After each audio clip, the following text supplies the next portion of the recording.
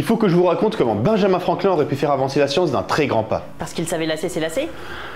Et tu trouves ça drôle? Oui, un peu. Bon.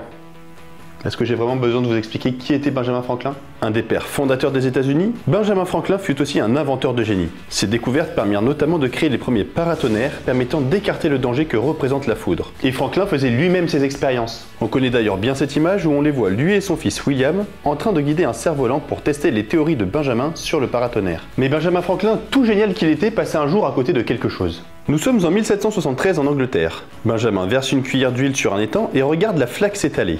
Il observe que l'huile s'étale rapidement sur l'eau, bien plus rapidement que lorsque la même cuillère d'huile est déposée sur une table en marbre ou sur un verre de montre. Et c'est tout.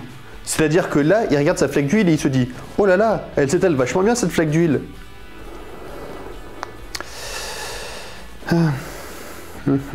Ok, et alors?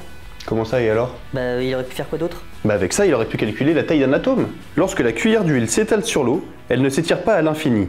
Il arrive un moment où elle ne grandit plus. À ce moment-là, les molécules de l'huile sont toutes étirées au maximum. On peut alors estimer que la taille de la flaque d'huile correspond à la taille d'un atome.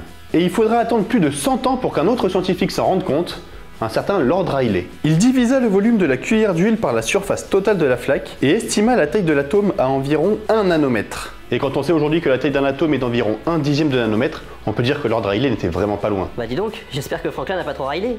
Hein? J'espère qu'il n'a pas trop raillé. Non, non, non, non, non!